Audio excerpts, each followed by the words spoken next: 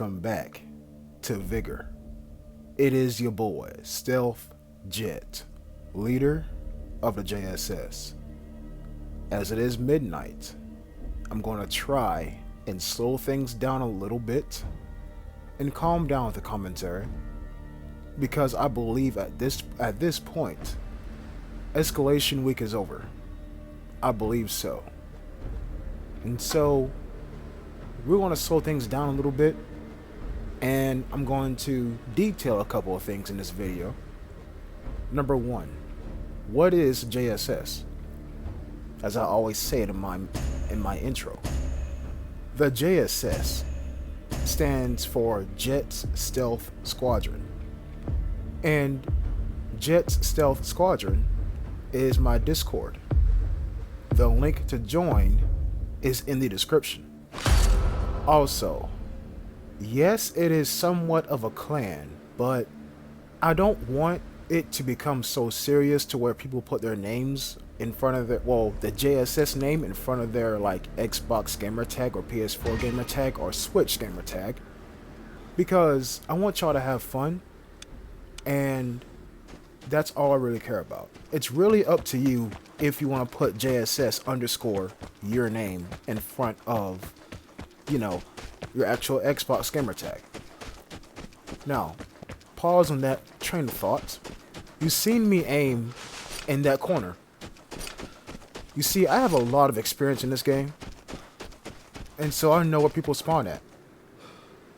And I'm going to try to track this guy down. I'm going to try to.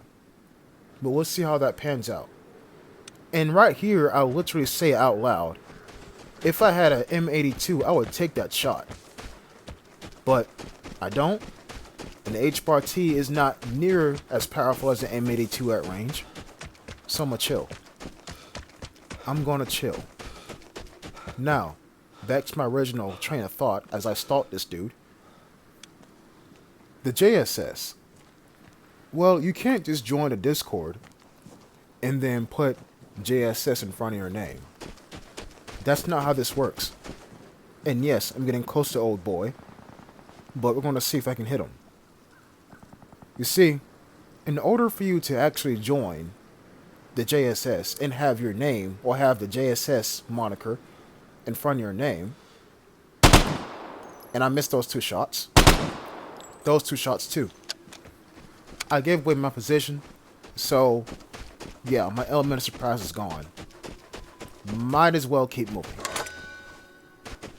So the requirements to have the option to put those three letters in front of your name are thus. You have to have at least 100 encounters played. And why is that? Well, once you have your 101st encounter, you should have an idea of what kind of player you're going to become. Because within those 100 encounters, you're probably going to die 30 times, if not more. Right? And so, how you die, the experiences that you take from your death, will determine how you're going to play. You could be a vengeful player and you kill everybody in sight because you're so mad that you kept dying. Kind of like me. Or you could be a super stealthy player and try to avoid getting shot at because you don't like it. That's the reason why I require 100 encounters played. Requirement number 2, you have to have at least a 51% or higher survival rate. And that goes without saying, and actually that leads me to my next point. You also have to have at least 2 suppressed weapon plans. And I hear you already saying, the crossbow is a silent weapon / suppressed weapon, so that should count, right? No. You have to send me a video, or a clip rather, of you getting a kill with the crossbow in a random encounter. And you can email that to me. And if you have any other things you want to email to me, like your encounters or whatever, send it to me in the email that is linked in the video description. And the third and final thing I want to point out to you about the JSS. Did you hear me say any kill requirement? No, you didn't. Because within the JSS clan, we don't care about kills. We care about surviving. That's what we care about. So that's that tidbit of information out of the way. Now, let me get to the main point of this video. How do you have fun in Vigor? How do you? You see, the more times you play the game, the more doled out the usual way of having fun goes. You gotta find that next sort of, I don't want to say high because it sounds wrong, but you gotta find that next sort of point to where you can start enjoying the game. Take, for instance, this here encounter. This is how I have fun playing the game. It may come across a bit sadistic and a bit egotistical, but hey, Vegeta is ultra ego, so I can be a bit egotistical myself, ain't it? So I see this guy in the open, right? Then he makes the mistake of being on one knee in the open. Now, this is how I have fun. You see, I just got pinged. As you can clearly see. It's that fear. That one shot and then you see your buddy fall. Or you see a body fall. And yeah, I'm gonna hit the comm station real quick. It's that one shot I send out and I see a body fall. And then, somewhere nearby, their buddy panics. But Jet, how do you know that their buddy's panicking? Oh, my dear viewer. Look down at that street. Well, no, just wait. I'm going to get you a better view. But just look down at that lot of cars and that one dead body. And remember, I got pinged where I shot him at. The location I sent that one bullet is where I got pinged from. So, notice how he's facing that way. And I love the H-bar T for this because of its amazing scope. Now, I'm thinking that it's a duo and I'm straight. Go down there. Matter of fact, not go down there. Because that's a whole trio. Or that's another team with a surviving duo member who just so happened to be in the exact same area as me, stalking the guys who were just trying to hit the time safe. That's what I'm thinking. Because I didn't expect there to be a trio all hovering over the time safe like that. But sure enough, if you pay attention to this guy's actions, he is acting like he's passive. He's only interested in me. And I don't see another pair of legs. I don't see another pair of arms.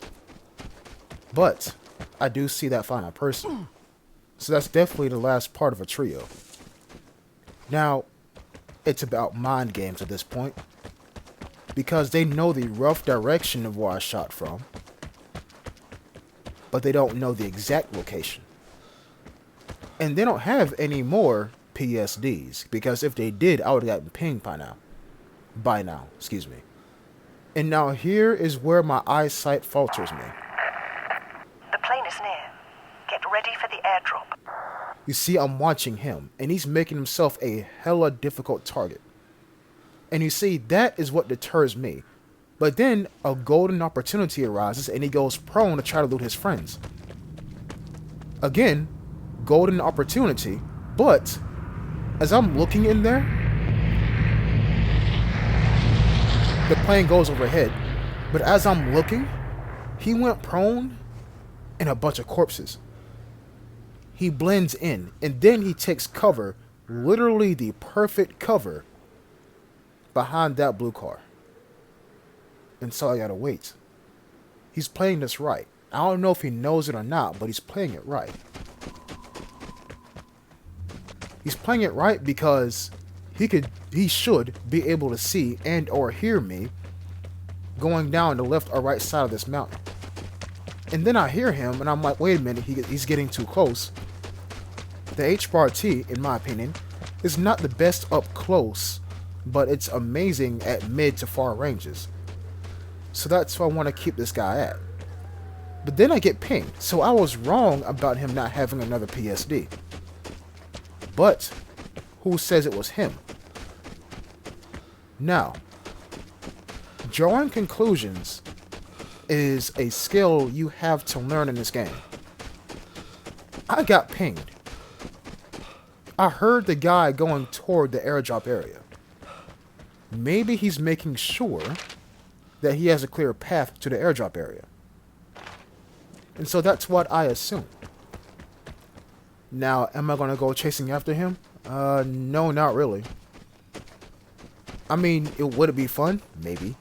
But there are 2 bodies down here. And I don't know what they have. They could have something really important. But I got pinged up there. Gotta think outside the box. What if he is up there on that ridge line? That's why I'm looking up right now. I'm not looking in front of me. I'm looking up because the tables potentially have turned. Maybe he has the higher ground and then I don't. I won't know until I go out into the open. You see, at the end of my little 2-piece headshot deal, he shot me while I was moving. And remember, I was just up there. I was just up there.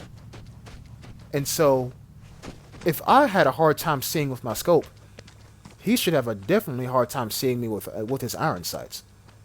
That weapon didn't have a scope. I didn't see a glint. So I'm being extra cautious here and watching. Then I think it's now or never. I need to see what's in these bodies. I'm just curious. Now, go prone. Look. Can't. Glitch.